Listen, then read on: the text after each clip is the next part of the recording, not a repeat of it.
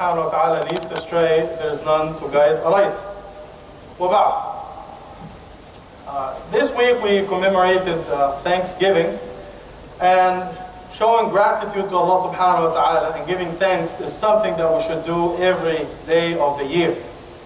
I know the kids were off here in the school on Friday, then Saturday, Sunday were off, then Monday was PED day, and PED stands for Professional Development for Teachers. But for parents, PED stands for Parents Distraction, because when the kids stay home, this is a terrible time for them. But my message today is, alhamdulillah, stay positive no matter what. So now, this gives us the chance to sit back and think about the favors of Allah subhanahu wa ta'ala. And subhanAllah, there's this amazing ayah in Surah Luqman where Allah subhanahu wa ta'ala says, وَأَسْبَغَ عَلَيْكُمْ نِعَمَهُ ظَاهِرَةً وَبَاطِنًا. So it says in this ayah, Allah subhanahu wa ta'ala has showered you with His favors and blessings, those of which you know and those of which you don't know, those of which you see and those of which you don't see. So, alhamdulillah, the fact that Allah subhanahu wa ta'ala gave you Islam is a favor from Allah subhanahu wa ta'ala. وَأَتْمَمْتُ عَلَيْكُمْ نِعْمَتِي وَرَضِيتُ لَكُمُ الْإِسْلَامَ دِينًا. Allah calls it a blessing in the Quran, in Surah Ma'idah. The fact that you are able to thank Allah subhanahu wa ta'ala, this is a favor, because a lot of people, they have these favors and they fail to give thanks. Allah subhanahu wa ta'ala gave you a wife or a husband. He gave you a house, He gave you a job, He gave you good health, He gave you amazing kids, so many good things, a good education. So there's a lot to be grateful for. You are one of the chosen few, because there are millions in this world. They don't show gratitude to Allah subhanahu wa ta'ala. They are thankless. There are many who are husbandless, or wifeless, or childless, or homeless, or houseless, or carless, or jobless. And the list goes on and on and on. So wallahi, there's a lot to be grateful for. So now we're talking about the favors and the blessings we can't see. Can you tell me how your liver functions? Do you know exactly how your eye can see or how your ear can hear? We can't imagine how they work, the drums and the antenna, all these things, retina and so on and so forth. We don't know. And wallahi, I know some individuals in my village in Egypt, they are farmers. They're amazing people, including some in my family. They don't know that there is an organ inside their body that is called pancreas. They had no clue that this organ exists. But still it functions inside. And this is why Allah subhanahu wa ta'ala says, وَأَسْبَغَ عَلَيْكُمْ نِعَمَهُ ظَاهِرَةً وَبَاطِنًا. What you see and what you don't see. What you know and what you don't know. And this is why the Prophet ﷺ was always seeking help from Allah subhanahu wa ta'ala to thank Him. Allahumma a'inni ala dhikrika wa shukrik. Ya Allah, help me to remember you and thank you enough, because I can't do it on my own. You have to help me here, right? To show you gratitude. I'm not here today to speak about, the favors from Allah and how to be grateful for them. I'm here to talk about a different type of a blessing that we get from Allah subhanahu wa ta'ala, which is ni'matul ibtila, the blessing of taking the test or being put to the test. And this, whether we like it or not, this world, if you haven't found out already, this is not Jannah. This is the world, this is the dunya, right? So we're always put to the test, and we don't get to choose the questions in the test. So Allah subhanahu wa ta'ala will be testing you all the time. So whether you like it or not, what Allah subhanahu wa ta'ala expects from you is to be grateful to Him and thank Him. If something good comes your way, alhamdulillah. If something bad comes your way, alhamdulillah. We are told in authentic hadith that the Prophet ﷺ was tested. This is just one example. He lost 6 out of his 7 children in his lifetime. He lost Khadija radiallahu anha, he lost Abu Talib radiallahu anha, and so on and so forth. And the Sahaba said, Wallahi ma ra'ayna ahadan akthara tabassuman min Rasulillah.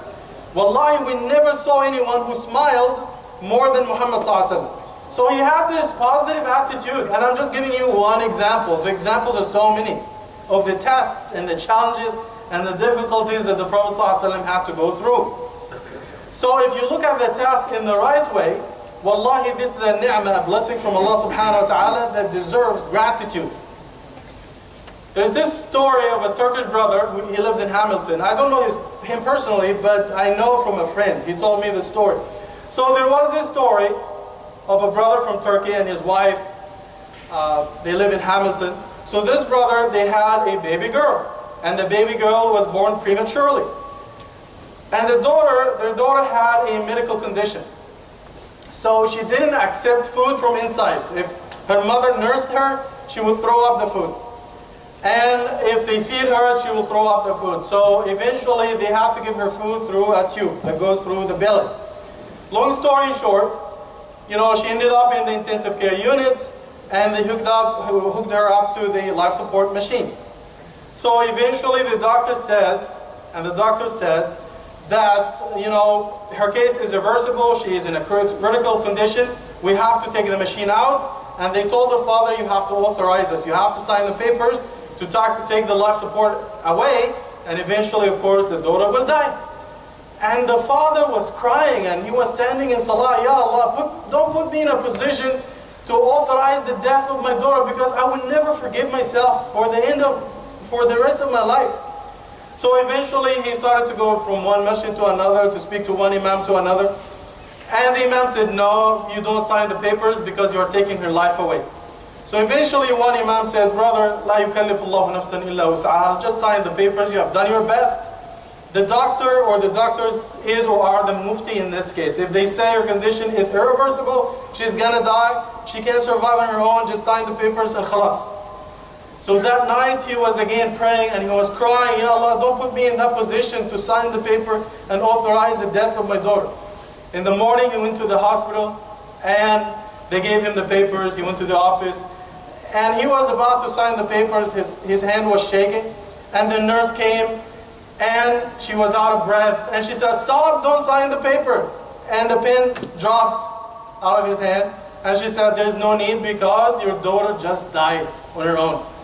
And he smiled and he made sajda and he said, Alhamdulillah that I didn't have to do it. Allah subhanahu wa ta'ala did it. Because I would never forgive myself till the end of my life. So subhanAllah, Allah subhanahu wa ta'ala would put a blessing in every difficult situation that you go through. Allah subhanahu wa ta'ala is Rahim. So two things to take away today, inshallah, before we leave the khutbah. Number one, Allah subhanahu wa ta'ala will send difficulties your way, either for tahdhib or for ijtiba. So tahdhib basically means that Allah will refine you. Just like when they take a precious element like gold or silver or something else, and they put it in the fire to refine it. The more heat, the finer you will become. So look at it this way. If Allah subhanahu wa ta'ala sends good things your way or bad things your way, this is just to refine you. And we know that power corrupts and money corrupts. Look at the example of Fir'aun. When Allah gave him authority, or Qarun, Allah gave him money, they would say, oh, look at me, who are you? Right? So if you are healthy, you are wealthy, in a good position, why do you need Allah subhanahu wa ta'ala? Some people react this way, I have everything. Why do I need Allah subhanahu wa ta'ala? Some people think this way. So Allah subhanahu wa ta'ala will think you these bad things to bring you back. So this is basically like the brakes in your car. The good thing about the brakes, they help you stop in time to avoid something worse. So Allah will send the bad things your way, just like the brakes. And speaking of the brakes, I have to tell the story of a brother that I know from Hamilton. And this, Oakville, he's a good friend. He is in his 70s. So one day I was with him in his car. He was driving us to the masjid from the hotel. And he said, I get speeding tickets all the time. And wallahi al-azim, they gave him a speeding ticket as he was talking to me in the car.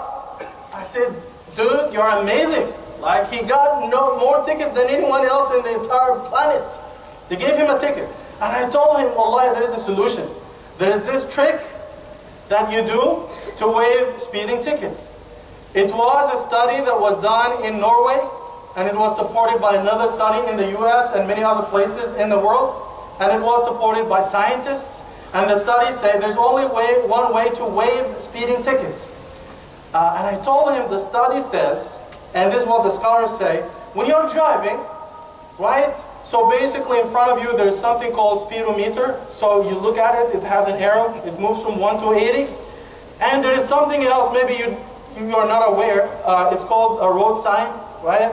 So if it says 60, make sure that your speedometer is at 60. This is amazing and it's scientifically proven, wallahi.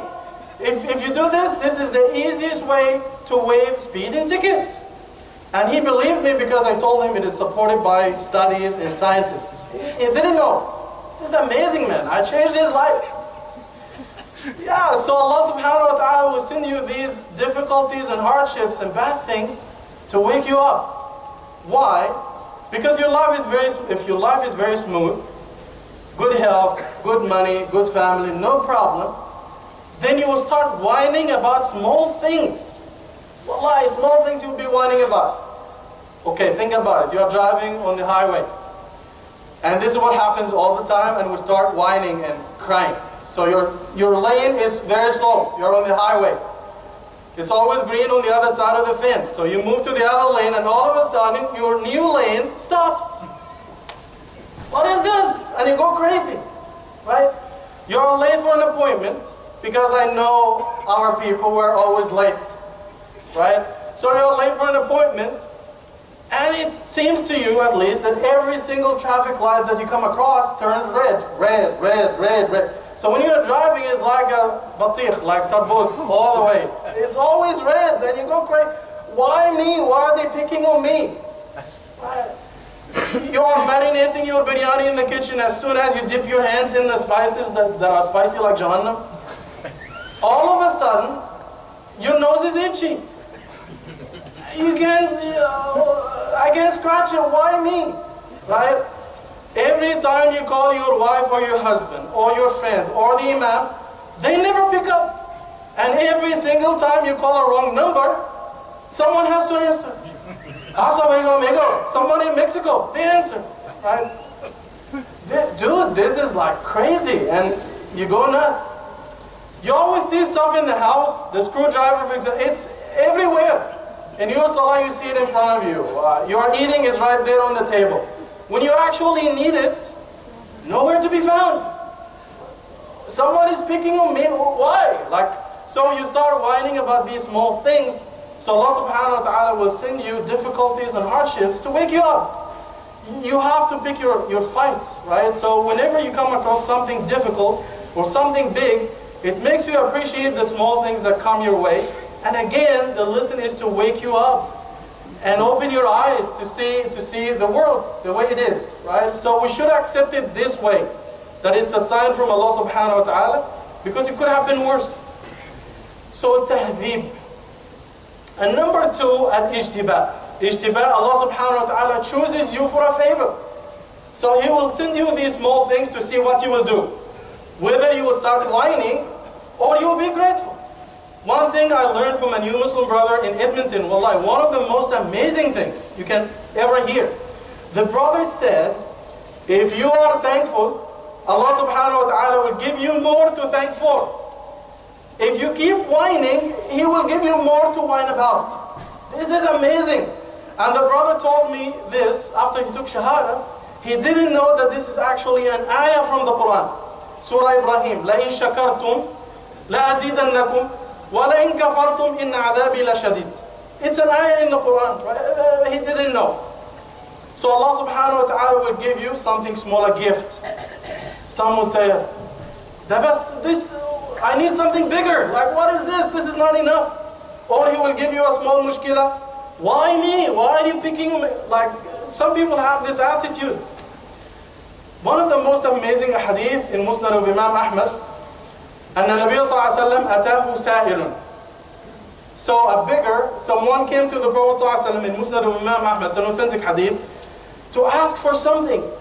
And the Prophet صلى الله عليه وسلم had nothing with him. It was in the masjid, and the Sahaba were there, and this man came to ask for something. And the Prophet صلى الله عليه وسلم, the only thing he could find to give him was a small date. Like, he gave him a date. فاستسخطها الرجل ولم يقبلها. والناس اللي بيعرفوا عربي، استسخطها مش سخطها، ده استسخطها. Like يعني كان غضبان جدا. تمرة شو what is this? Like he was not happy. زي بالضبط لما يقول لك اصبر واصطبر، لما تزود حرف في اللغة العربية معناها انه صبر أكثر. يصرخون ويصطرخون، وهم يصطرخون فيها، لما تزود حرف أكثر معناها ان المعنى أكثر. فهو لم يسخطها استسخطها.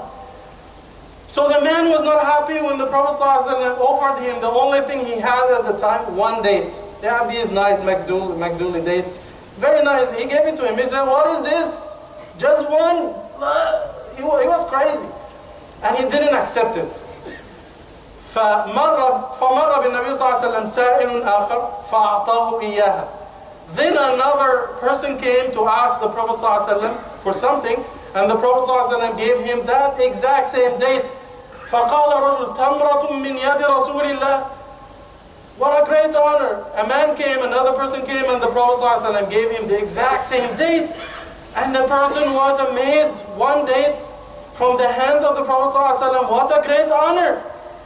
فأمر النبي صلى الله عليه وسلم أن يعطوه 400 درهم فوقها. So the Prophet صلى الله عليه وسلم, when the man was grateful, so the Prophet صلى الله عليه وسلم told the Sahaba, give him, on top of that, give him 400 dirham, 400 silver coins.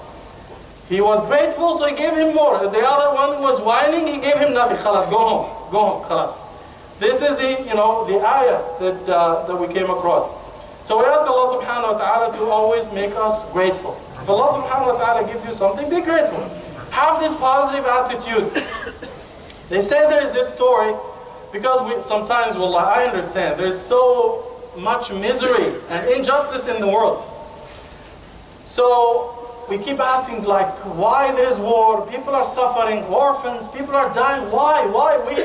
It's a legitimate question. But Allah subhanahu wa ta'ala wants you to be positive. Do something. So they have this story of this man, like he was traveling from one place to another, and he came across war in one place. He moved to another place where there was drought or famine.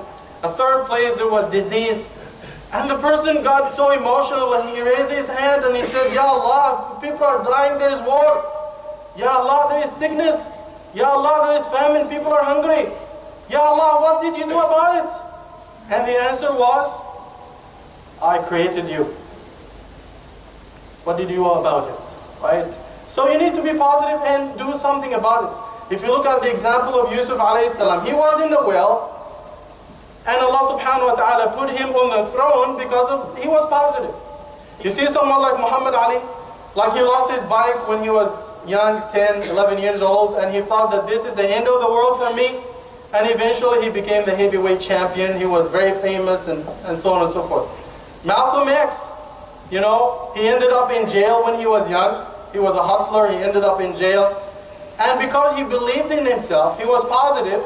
So alhamdulillah, he became an activist and he became a great person after he left the ideology of the Nation of Islam and he became a true Muslim the last year of his life. So he changed completely and Allah subhanahu wa ta'ala made him successful because of his attitude. So this is what Allah subhanahu wa ta'ala expects from you in difficult times, is to have a positive attitude.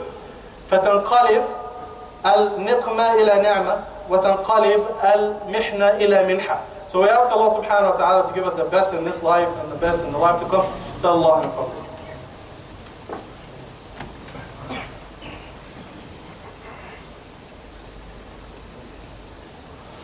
الحمد لله رب العالمين وأشهد أن لا إله إلا الله وحده لا شريك له وأشهد أن محمدا عبده ورسوله أرسله ربه رحمة للعالمين. وبعد, just a quick announcement, inshallah, that tomorrow we have the annual Anatolia Motivation Conference. So we want you to come and show your support. So the theme for this year is about how to protect your marriage and maintain a healthy relationship, and how, your rights and obligations in the marriage as a husband and wife, and how to navigate your relationship in difficult and challenging times. We have some amazing speakers. We have marriage coaches. We have legal experts to give us the information on how to live a happy marriage life here in Canada, inshallah ta'ala. So if you need more information, there are posters downstairs, and there is also the website Anatolia Motivation Conference. So we have the lectures from 2 Come for Salat al-Dhuhr 1:30 for registration, but the actual event will start at 2 and we'll finish by 8 in time for Salat al-Isha. So please join us. Babysitting, food. We ask Allah subhanahu wa ta'ala to give us success. And we ask Allah subhanahu wa ta'ala to accept our good deeds, forgive our sins. Ameen, ameen, ya Rabbil Alameen. Wa aqimus salam.